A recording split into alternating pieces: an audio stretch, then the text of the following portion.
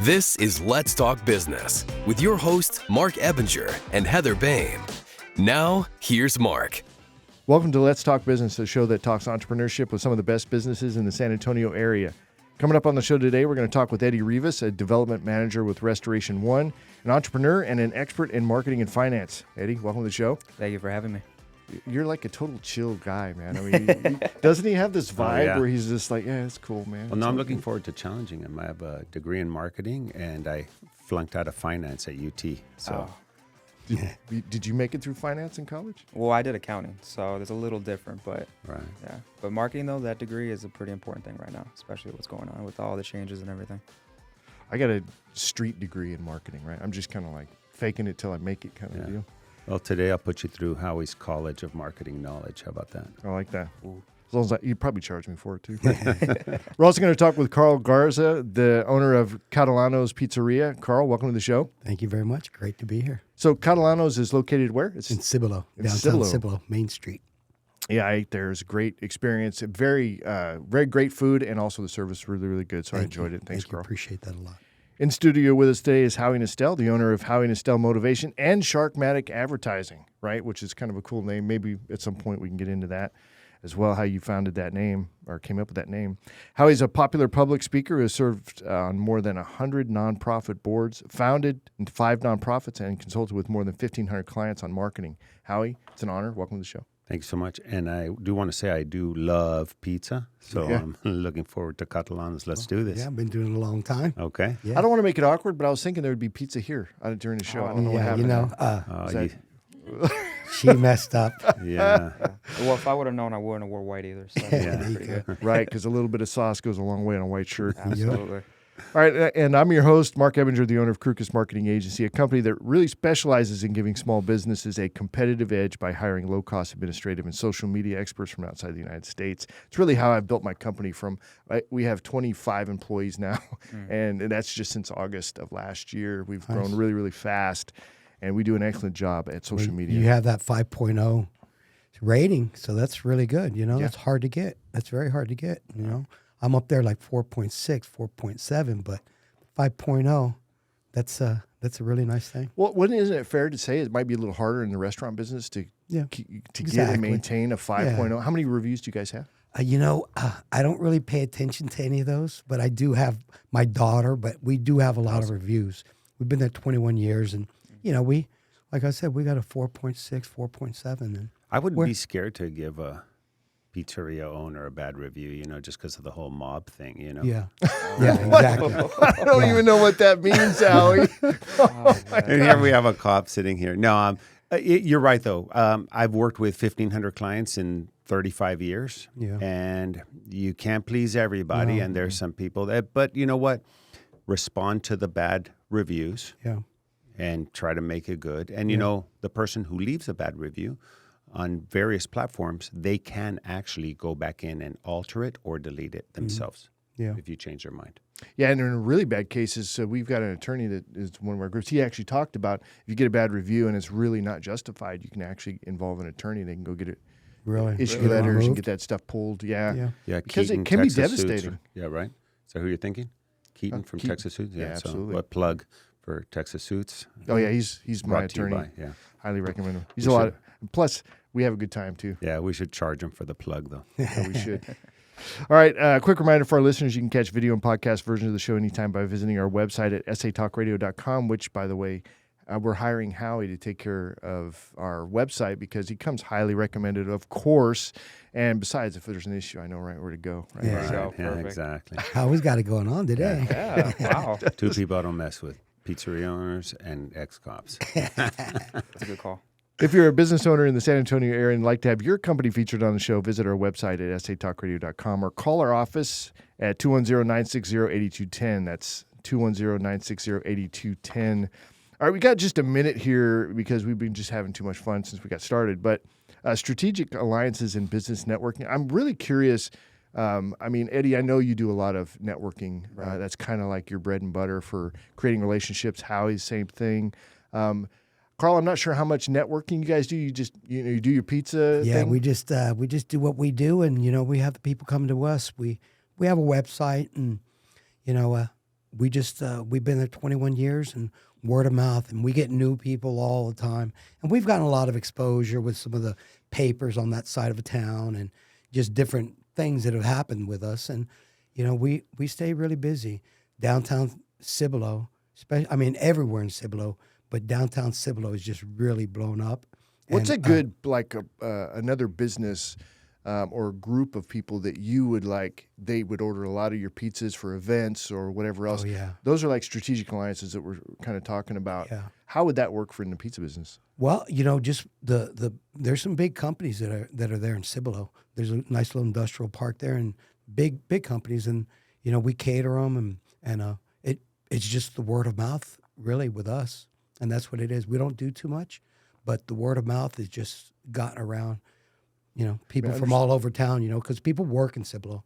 A lot of people live there, but people work there also. Okay. From San Antonio, from different parts of the area, and they've all seemed to come through the pizza place. Right. Once they've had the pizza, they want more of it. I understand that. Eddie, how do you approach strategic alliances? So actually, this is a good question to bring up because I know Howie. I heard you call it strategic alliances. I call it referral. Partners and stuff like that. Yeah. I guess in terms of, we'll start with the restoration business. Always wanting to partner up with people where we both see, emergencies happen in properties. That's a big one. I would say find the right people through networking, through who you've worked with already. Getting this person I worked really good with. This is a great company. We worked with them for 10, 20 years. What's an example, though? Give me an example. I would say a good example would be a plumbing company. Okay. Would be Why? a great example because they oftentimes are the first ones to see major leaks happening in the home, water damage happening from that, and then they call us out, stuff like that. So that's a referral source. How do you push big business back to a plumbing company? Oftentimes we run into jobs where there's, AC condensate lines that burst. There's water heaters that get messed up. That would be a good callback for that. See, that's the beauty of a strategic alliance. Howie, what about you? Yeah. Well, to Eddie's point, why I refer to it as a strategic alliance. When I think of the word partner, I think of a business partner. I think that there's some kind of legal tie between the two parties, right? And so words matter, even though they come with a lot of connotations. So when I say an alliance, I think of kind of like an alliance of superheroes. You all kind of come together. Or World You War have II. different backgrounds. Axis and alliance. There you go. And so an alliance has a commitment that's mutually beneficial. If one benefits, they all benefit. In a partnership, you have one partner that takes care of one thing, another partner that's better at something else. Right. They're just words. However, the result is that if you can refer business out to somebody that potentially can refer business back to you, that is an ideal alliance. And if you could sort of be the favorite person they refer business to, that's even better. Yeah, that's playing the top of mind game. Yeah. Absolutely. That is a huge thing with networking and really keeping your business out there in front of folks. What's top of mind in the pizza world? It's like, well, why would somebody choose your pizza place over somebody else's pizza place? It could just be location, right, or convenience, or that you're open, right? But if there's a fun factor, an entertainment factor, or a family value factor, something that really kind of keeps your business at the top of their choices. Yeah. That's the top of mind game. Well, that's the whole idea behind being a favorite, because when you ask somebody, what's the best restaurant in San Antonio? They're going to tell you probably one of the expensive steakhouses or something like that. You said, oh, yeah, they're great. How often do you go there? Oh, special occasions, maybe once a year, Yeah. What's your favorite restaurant? They say, oh, Catalano's Pizza, it's my favorite. How often do you go? So we're practically there every week. There you go. So I much rather be the favorite than the best. You're completely right on that. Right. Completely Good right. point. Yeah, That is a very good good point. And so, Eddie, if you guys are the favorite restoration, then it's like, you know what? I'm going to call these guys. It's easy. I call them. They're friendly. They're not trying to sell my clients, like the plumber thing. They're not trying to sell my client on the plumbing stuff, even though you all can probably do it. You know your lane. Right. You quickly become their favorite. Whereas if they call another restoration company, and they're there, they send a different person each time. They're not in uniform. They're not representing the company. They go, oh, hey, we can do this for you on the side. Guess what? They're not going to be the favorite. No. Yeah. That's going to be a problem. Yeah. All right, cool. Good topic. All right, first up on the show is Eddie Rivas, a development manager with Restoration One, an entrepreneur and an expert in marketing and finance, which we're going to find that out real soon. Oh, yeah. Eddie, welcome to the show. Thank you for having me. So, tell me about your background. How'd you get involved in business, marketing, finance, and all that? So it started out, believe it or not, right, I would say freshman year in college. I started my own brand for marketing. It was for boxing. And at first, it was just promoting local fighters in the city. And then it became like, wow, you guys are actually helping me grow and gain a brand and, getting some decent fights. And so more people got on board with the program. So I made the website, did social media, did a lot of events, going out throughout the city, training the guys on a few things. And yeah, every major fight that came on local, mainly in Chicago, build up on that. And then that's how I got really a lot of experience on the marketing and the events side of everything. And also the networking, because you meet a lot of different types of people in the boxing industry. So a lot of owners of bars, pizzerias, things like that, showcase fights and stuff like that. After they win, go out to places like that, have a good time. And then from there, I guess, sold the brand and then went into purely marketing. Okay, so let's not brush over that. You sold the brand. Yes. Did you make any money off it? A little bit. What are we talking? How much did you make? Can I ask that? Or what? Well, let's say it was. Was it significant enough to be like, hey, this was something, or was it like, I'm just closing a chapter, and moving on to the next thing? It was enough where I know that what I did was a lot of skill, and I can apply it to other businesses. Well, that's always a good thing. That means you didn't make a whole lot, though. Yeah. It was a decent. I've it was been a there, decent amount. Been there, done that. Yeah. Sold some companies that I was just thankful to get out. Right. Mm-hmm. And lucky that you were able to sell them too, huh? Right. So you obviously loved something about what you did there. Oh, so yeah. What's your passion? Well, for that one, boxing, I grew up with it, so it was such a big thing ingrained in my life, and so I was so used to talking to fighters and being a part of that culture that it was an easy transition to do that. But once I started really, really developing my skills on the marketing, the social media, and getting presence out there for people, I really love doing that. I think it's just the communication with people, getting to know how everybody is, the dynamics of how businesses work together. That is really the diversification in marketing and finance in anything business or entrepreneurship related can definitely be applied to the next thing you do and the next thing you do and the next thing you do. I see the most successful people are the people that had the most diverse background. right. Even if it's law enforcement, even if it's from pizza or something else. Why? Because you get to see a side of businesses and business owners and things that you may not ordinarily see. Let's say you said you got your degree in accounting earlier and you stayed in accounting the whole time and you were in an office, Right.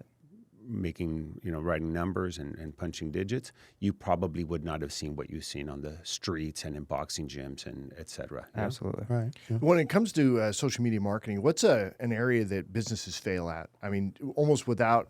I could point to one or two probably straight out of the gate, but I think you're actually better in some elements at social media. Your insight's really, really good Right. from conversations that we've had. Mm-hmm. So what's an area where businesses are really kind of messing up there? I think the volume of a content is a big thing that a lot of businesses don't maintain. I think they want to say, I'm going to throw a few pictures, a few posts, and they think that's enough, and we'll do that for maybe a couple weeks, and they'll stop and slow down. That's a really big thing that I notice really takes businesses from failing to reach the next level. So to volume of content, but also what is that content, right? The content should follow some kind of a strategy, and that's really Right. where Howie excels in strategy when it comes to marketing as well. But but that's good. So volume of content. So that's one of the things this show does well is create a ton. If you guys Yes, it follow me does. on social media, I'm like all over the place all the time. It's because I create a ton of content out of here, and then I multi-purpose the content, like pictures and all this other kind of stuff, right? And then that leads to help with Google reviews, like you mentioned earlier, Carl. So anyway, so volume of content. Right? Yes. And then I guess right now, just because of how all social medias are kind of going, video content, especially short form content, that 10, 15-second vid, that's really, really going to help with the growth. So, Yeah. I'll throw in one additional thing is how you vary what you put out. So what we ask our clients to do is find things that are about your business, things that are social in nature that your company is participating in, if it's a company picnic or something really a lot of fun or something unique that you did. What have you done for nonprofits, and can you showcase that? and say, hey, you know, we came out to this event and we helped at the food bank or we helped at the battered women's shelter, et cetera. And then there's a diversification, back to that theme of diversification of content. Now it's not just the same old things coming from the same companies. All about them, all about their products, all about their business. That gets a little old pretty quick. So, Eddie, when it comes to talent, what's your biggest talent with respect to business development? Business development, I would say the biggest talent is being able to communicate with different types of people from different backgrounds and be able to bring people together from that. That would probably be the biggest talent I have. I've done it, at least for this business right now, for restoration, bringing in people from the insurance industry, from the trade industry, from the commercial property industry all together and being able to actually use each other for business.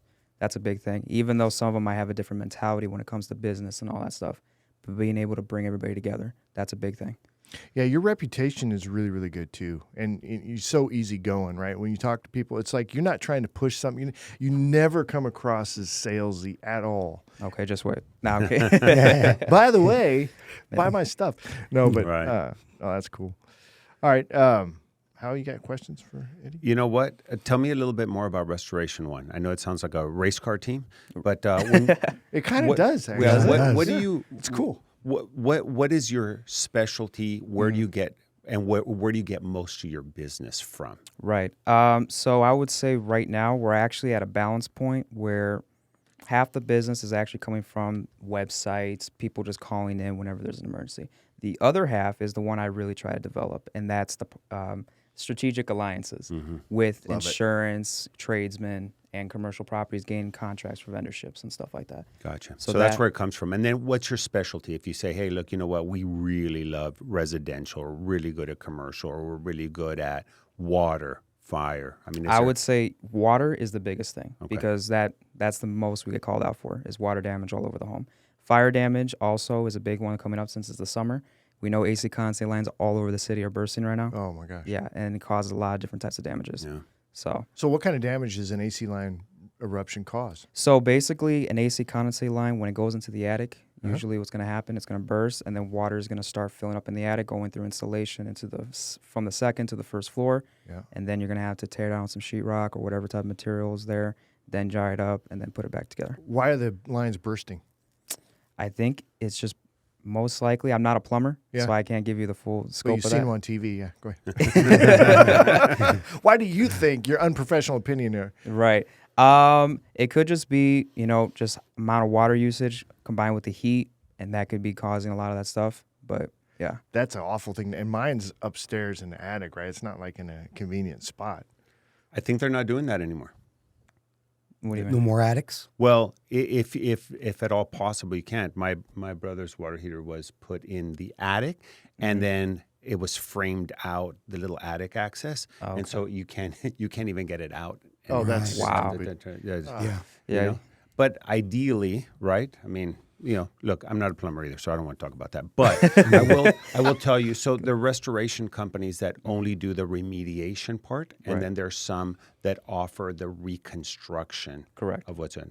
Where do you guys? So we do the remediation, and then we strategic alliances with general contractors that we vetted out, we worked with for a very long time, and then we're the ones that refer out those people. So I like that better.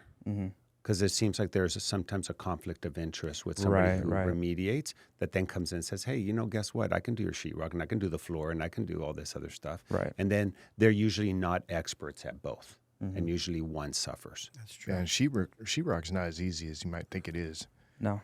No, and once there's water damage, I know because I had a house fire. My mom just had a water leak, and then she had, another plug for Rudy's flooring and remodeling. We'll charge him, and he did the remodeling part. But whoever the restoration company was that the insurance company recommended to my mom said, "Oh yeah, we could do this and that." Well, anyway, they had offered about $10,000 worth of repairs with sheetrock and some other stuff. Turned out to be closer to $50,000 because there was water under all the wooden floors, behind the cabinets and all that. And I don't think that particular inferior restoration company knew about that and wouldn't have caught that. Okay. Well, now you know Eddie, so I guess if you that's it. Restoration One right here. So, Eddie, what's the next step for Restoration One? Where are you going with the business? So I think right now we're trying to get more into the commercial side. So getting more vendorships with companies, office spaces, and things of that nature. That's going to be the next step. Awesome. Yeah. All right. So if people want to get in touch with you, Eddie, how do they do that? So to get in touch with us, you can call Restoration One of Texas Hill Country or Restoration One of San Antonio North. Those are our 2 locations here in the area. So, How long have you guys been in business? 4 going on 5 years now. Okay. Yeah. Awesome. Well, thanks, Eddie. I appreciate that. All right. So next up on the show is Carl Garza, the owner of Catalano's Pizzeria in Cibolo. Carl, welcome to the show. Thank you very much. Glad to be here. Of course, I had to go visit, right? I mean, that just makes sense, right? I got to come out and have pizza. I had a, what was it? It was not I always get the calzone and the stromboli mixed up. What's the difference? The stromboli is going to have more meat, less cheese, while the calzone has more cheese, less meat. Oh. But we make whatever you want them. We'll do whatever. We make a lot of specialty things and full Italian menu, sandwiches, subs, all kind of pizza, all kind of pasta, burgers. So we do you a have- lot. And how do you stay so thin? I was going to say, that's the real question. Yeah. He's in shape. I mean, I gained 3 pounds listening to that right now. Yeah, I love pizza. me too. It's really, really good. Me too. So you I eat come the from- cauliflower pizza. That's what I do. That's now. what Yeah. I'm going to do. Yeah, the That's cauliflower what is I'm- really, really good. Okay, I'm coming out yeah. for cauliflower pizza. I did it's not good. expect that to come out of your mouth at all. yeah. Cauliflower and pizza. Well, Yeah. that With the cauliflower crust pizza. Yeah. It's a man really wouldn't good. have said that in the 90s, but here we are, Right. 2023. Now Yeah. it's like, So do you offer that at the restaurant? Yes. Really? Yes. We have a lot of gluten-free options, even gluten-free dessert. Yeah. Okay. So you come from a family of restaurateurs, right? Yes. So Yes. who else is doing I restaurants in your have family? I have 2 brothers, and we must be. It's been like 40 years now. We all worked at the same pizza place. Mm-hmm. We worked for a couple of Argentine brothers, and we just stuck with it. And But y'all run your own business. yeah, we Everybody all have has our their own yeah, business. we all have our own place. So you have Yeah. one restaurant. I have one. Eddie has one restaurant. Yes. And then Billy Has 2. has 2, right?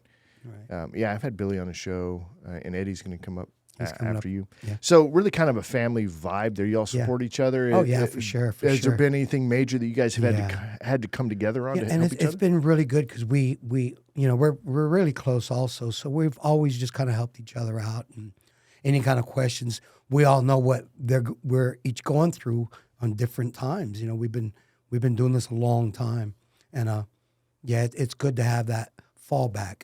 And who better than brothers? and so does Billy say that it's better to have 2 than 1? Are his sales 2x or more? Or is it law of diminishing returns? Yeah, he's on both sides. He Okay. really is. He's like me personally. I told him a long time ago, I'm simplifying everything. I don't really need too much. I don't want to do anything else. And that's where my children come in, and especially my daughter. She's going to school. She's gonna get her degree in business management, and she's gonna take it to the next step. So, everything that she's hearing today, here being with us, I know she's already taken all that in, and she's gonna apply it to what she's gonna be doing with the restaurant. Because me, I've been doing this a long time. I have a lot of kids. I have a lot of grandkids. Like I said, I really don't need too much. I'm working a lot less than I have in the past, and I really enjoy it. And so I've always told her and my guys that work for me, they've been working with me since they were boys. Now they're men, and they're taking care of their families, and they're kind of growing up how I grew up, working really hard and just taking care of family. And it makes me really proud that Yeah. these guys, that they're like my adopted sons, and all my children have come through the pizza place, and I have a few working there now, and my grandchildren are coming in, so it's a 3rd generation. So, but these guys showed me, because I did go through a open heart surgery about 7 months ago. So, and I was off of work for 3 months. Never in my life have I been off of work for 3 months. And I really enjoyed it. Yeah. I got to say, I really enjoyed it. I had a good time with my open heart surgery, from the Because it very gave you a lot of rest and let you kind of focus on other things? And it just kind of made me see, like, I don't really need to be at the pizza place, even though, it runs a lot smoother if I am there, but it runs just as well, I would say now, then, that's why I'm here today, You can take time off from the 2 job. years ago, I could have been gone on a Monday morning, you know, because we are closed on Sunday. Right. But Monday morning is always a tough. We get our big order in, but I go to work and these guys are like, you don't need to come in here. Go do. Carl, go well, do that's a sign of leadership, you know? Yeah. And by with a heart surgery and these kinds of things, I always look at those things as gifts or God winks. You know, it's a little like, hey, a little nudge. Yeah. Here's your warning shot. Start changing things around a little bit. Yeah, I have. And because you've been a great leader, now the team that you have there can run it as good. Yeah. My goal with my business is that my team will run it better than I can. Yeah, And maybe exactly. they can, Exactly. but I'm not gone long enough Yeah. for them to find out. But Right. that's the sign of true leadership, and it becomes you. the difference between delegation and abdication. You can delegate and have them doing stuff. You're still involved. You're still available for questions sure. because of your experience. But you're not abdicating. You're not just relinquishing the reins and just saying, okay, do whatever you want. And then 6 months from now, come to find out, you know, that all hell broke loose and now, you know. Yeah. You Well, have let's to talk turn about it. how that feels. So, because Yep. you've got your daughter, I know you're super proud. When you talk about her taking over the business, you literally light up. I mean, you can tell that you're excited about it. So, what does that look like, and then how does that feel to be kind of raising up your daughter to take over the business? You know, I have my other daughter that's been with me forever also. And it's not just Sophie taking over. It's the whole crew. You know, these guys aren't going anywhere. It's the whole crew. So, you know, I'm proud of everybody that has stuck with me and there. And, you know, I get some new people coming in and they like really dig what we do. You know, it's a family business. You know, I have the third generation, my oldest grandson, he's 17 and he's an excellent dough maker. I need to talk to you about boxing because he's a hell of a boxer too. Okay, So- I'm ready for it. Yeah. So, you know, Is it he's from punching that dough or no? yeah, Is that- you know, yeah.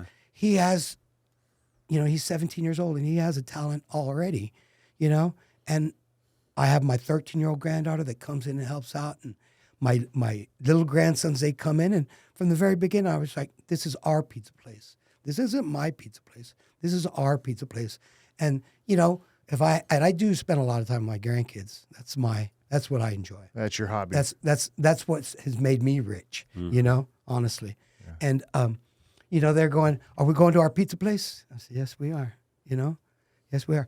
And, you know, just with everything that has gone on, I'm really able to step out from the kitchen from making pizza because I am a pizza man. I've been a pizza man my whole life. And people ask me what I do. I say, I'm a pizza man. I don't say I'm a business owner. I'm a pizza man. And say, oh, where do you make pizza? Oh, we have a shop in Cibolo, you know? And it's got me out of the pizza bench on times where I have customers coming in 21 years already that I never really got to meet. It was always just like, because they'd come in maybe just on a Friday night, on a really busy night, and I was stuck back there making 100 pizzas. And, you know, I was just like, hey, how you doing? And so now I'm able to be out there talking to people you know, and, you know, knowing that I might know their names, but I might not know really too much about them, but I'm able to come out and kind of talk a lot more and, you know. One of the things that I've found, so since I've been growing my company, and of course my daughter's involved as well, is that feeling that when they own something, when they take ownership of whatever it is that they're doing, and especially if they do it at a higher level, that feeling as, you know, either the boss being involved in them growing or the dad being involved in the daughter growing is an amazing feeling. Oh, yes, to see that. It's beautiful. I love it. I just, you know, to me, it's like, this is why I work so hard to get it like this, to where, you know, where the business is really good and people really enjoy what we do. Like we said earlier, we can't please everybody. No. You know, we really can't. And even though we try, we just can't please everybody. And, you know, I'm one to defend my business. I'm one to defend my employees. And, you know, there has been instances where I did have to say, you're not right. And I'm not going to allow that. And, you know, that's just what I do. What do you see as a challenge that maybe you've gone through recently in the pizza business that is somebody who maybe is thinking of starting a company, a pizzeria restaurant, that maybe they should be on the lookout for, or this is how you dealt with it? You know, I believe now things are a lot different, a lot different. And the way everything has gone up. And you go to any restaurant, you're not paying, $8 for a meal anymore. Right. You're not. Everything has just gone up, and that's a big challenge. And I would just advise anybody, if you really want to do this, just make sure you're ready to put those 80 hours in, 100 hours in, because that's what it's going to take. For how long? I did it for, I've been there 21 years. I've been, like I said, 40 years. I had a restaurant downtown San Antonio for 9 years called Bambino's. And it was a great restaurant. I was right on the south side of City Hall, right in between the Justice Center and the probation office. So it was an incredible place. And, that taught me a lot. But then moving out to Cibolo, when I moved out to Cibolo, there was nothing. There was Harmon's Barbecue. Right. And, that was it. There was no houses. There was all just farmland. And then, those are the times that were, that was, when those doors were open, I was there. There was nobody else. I had one of my sons there, and all my other children were younger. But, when the doors were open there, I was there. Hustle. Nobody. There's a certain level of pressure, right? When you're the dad yeah. and you got to make, and you have all these little mouths to feed. Yeah, I've had a lot of kids. And you also can't really confide in people because it shows the weakness. And people say like, oh, well, how come, you don't talk about it and all that? And it wasn't customary to really talk about that. Yeah, exactly. But when you, as you're talking, Carl, you're reminding me of my grandfather and the legacy that he left in his retail business in Laredo. 3 generations of customers, 3 generations of employees, all 5 of his children, my mom included, all grew up in the business and all stayed in the business for decades. Nice. And then they all went and opened other stores. And my grandfather would go to the store up until age 93. Oh. And he would sit there behind the register. He wasn't running the register anymore, but people would come up to him. His name was Raul, so they would call him Don Raul.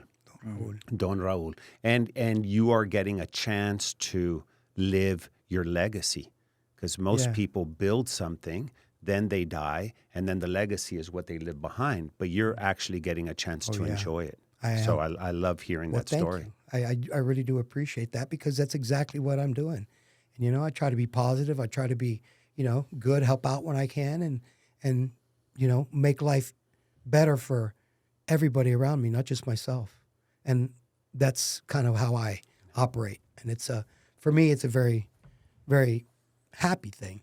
It's a happy thing for me. And you're doing it for yourself. The recognition would be nice, but it's not necessary, right? Because you feel it inside. Yeah, exactly.